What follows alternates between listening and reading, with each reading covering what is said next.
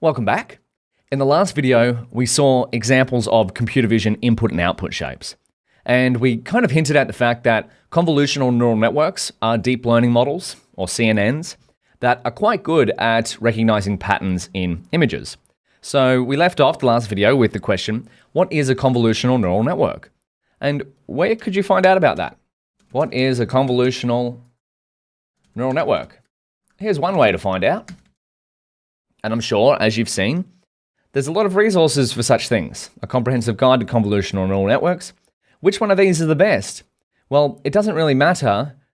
The best one is the one that you understand the best. So there we go. There's a great video from Code Basics. I've seen that one before. Simple explanation of convolutional neural network. I'll leave you to research these things on your own. And if you wanted to look at images, there's a whole bunch of images. I prefer to learn things by writing code because remember, this course is code first. As a machine learning engineer, 99% of my time is spent writing code. So that's what we're going to focus on. But anyway, here's the typical architecture of a CNN. In other words, a convolutional neural network. If you hear me say CNN, I'm not talking about the news website. In this course, I'm talking about the architecture convolutional neural network. So this is some PyTorch code that we're going to be working towards building.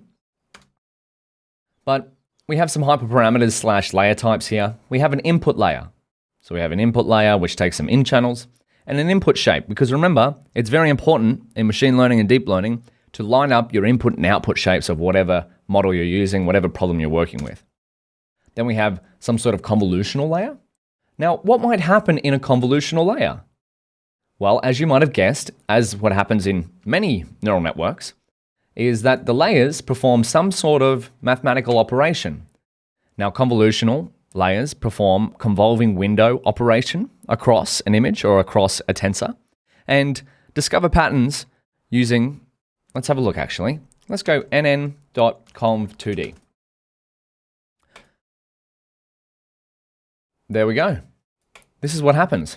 So the output of our network equals a bias plus the sum of the weight tensor over the convolutional channel out, k, times input. Now, if you want to dig deeper into what is actually going on here, you're more than welcome to do that. But we're going to be writing code that leverages the torch nn-conv2d, and we're going to fix up all of these hyperparameters here so that it works with our problem. Now, what you need to know here is that this is a bias term. We've seen this before, and this is a weight matrix.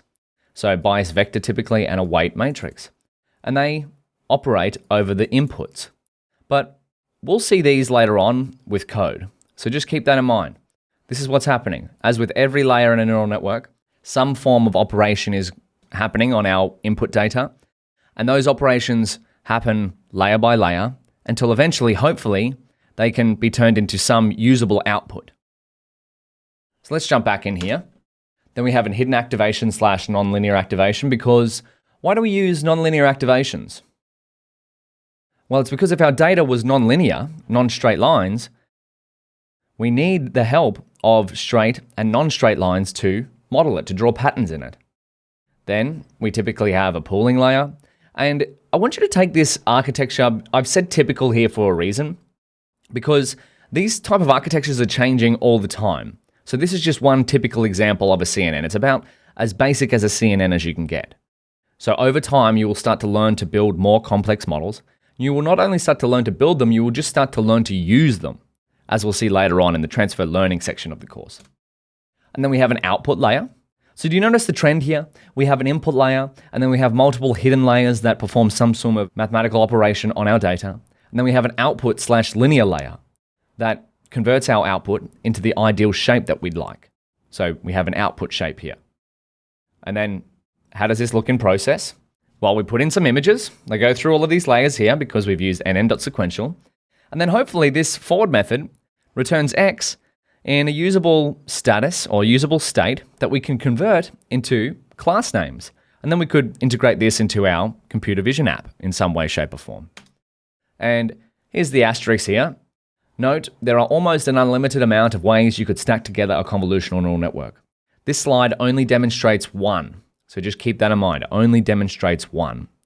But the best way to practice this sort of stuff is not to stare at a page. It's to, if in doubt, code it out. So let's code. I'll see you in Google Colab.